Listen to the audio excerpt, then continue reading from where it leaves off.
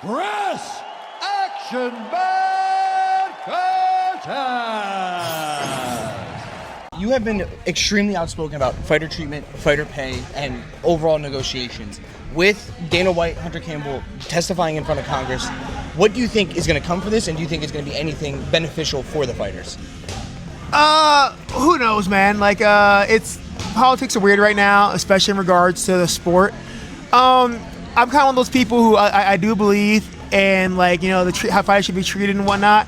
But at the same time, I'm somebody who's been really fortunate for, like, the UFC to take care of me. Yeah. So it's weird to kind of have one foot in both. I think transparency and just honesty is going to go a long way because, like, I think people get confused a lot because there's not a clear hierarchy of, like, who gets what and why. Yeah. Oh yeah. I really do think if they go and, like, kind of put that out there and establish guidelines, it'll go a long way. Because, like, right now I think people just freak out because they're like, well, why does that guy get more than that guy for no reason? Yeah. And it throws people off. Yeah, so I mean, like, for me, it's like I understand when you have, like, the Connors, the Diegos, the Volks, or, like, the bigger names that are like, okay, they're going to get, when there's pay-per-view, the pay-per-view points. Recently it's come out that Hunter Campbell said that there is secret pay for people like those big names people. Is that something you were aware of, or is that something that you were just like... No, I mean, I just learned about it now, so Yeah. it is what it is. Things. But I mean, at the same time, like, the stuff that gets reported isn't always 100% in there. Like, I understand that the UFC the UFC does take care of people. Like, there are fights to where stuff goes sideways, where the UFC's pulled me aside and they're like, we're not gonna, like, we're gonna pay you your show and your win. Like, like, the UFC will take care of you.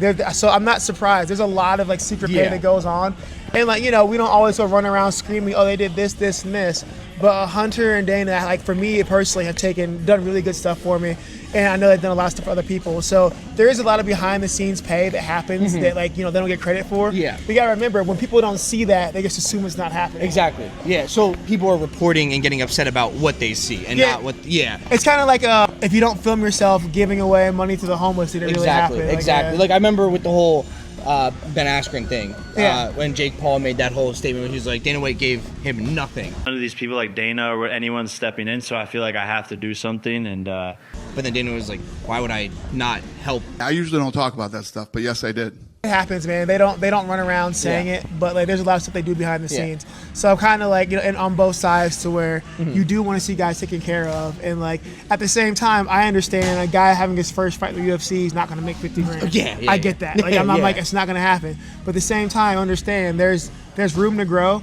And the UFC will take care of you if you show up. Like, absolutely. And then the last question for you about the whole Dana White situation. Were you aware that he had no, like, he was not involved in fighter, like, fighter, like, matchups or anything? It was all Sean Shelby, Mick Maynard, and all that. Yeah, I've always laughed. Yeah. People are like, Dana's not going to book you, blah, blah, blah. I was like, guys, like, Dana's got way more important things to be doing.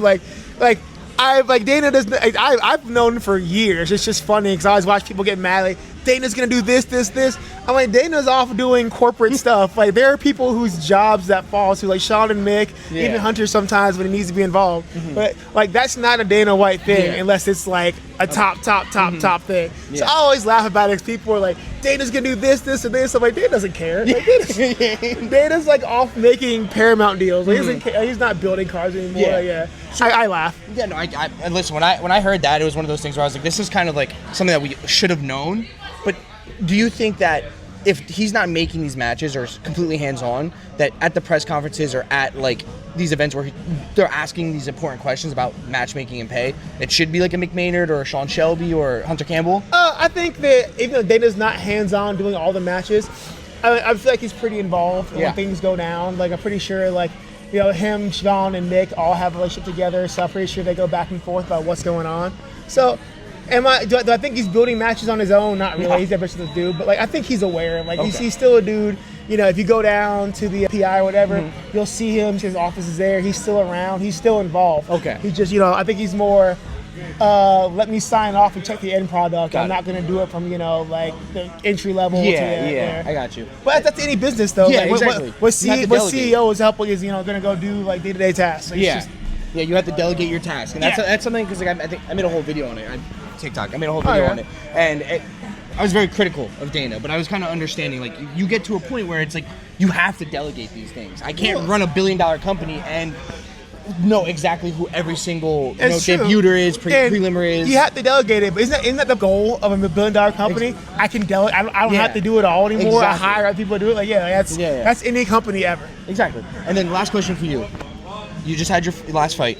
Who and what weight do you want next? Oh, I got them scheduled. You are, I missed that. Oh, brother, this guy stinks! I've got Matsubek casual. Orobai.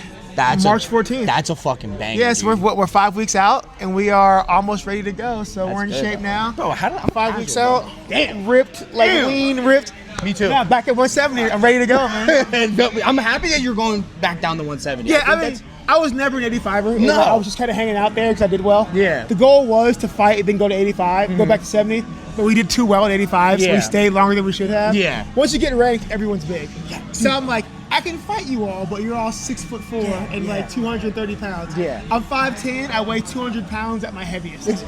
That's where the weight cutting is, Yeah, right? Because yeah. it's like you have like you're at middleweight, you're actually fighting heavyweights or dude, light heavyweights. And, I mean, like at middleweight, I never weighed more than 205. Yeah. You got like Strickland's about 2 weeks out, and he's 205 right Yeah, now, bro. like from his diet. Yeah. Wow. That's a middleweight. Like, That's crazy. Because I was gonna say, because you have people like Atabe Gutierrez, Mansour Abdul Malik. You have these up and coming giants, bro. Like Atabe is a massive human being, big, massive, but he's not a middleweight. Mansour's giant. Yeah, he's giant. I just saw him earlier. He's massive. I'm over here 5'10", 200 pounds, fighting my heart out, like out here.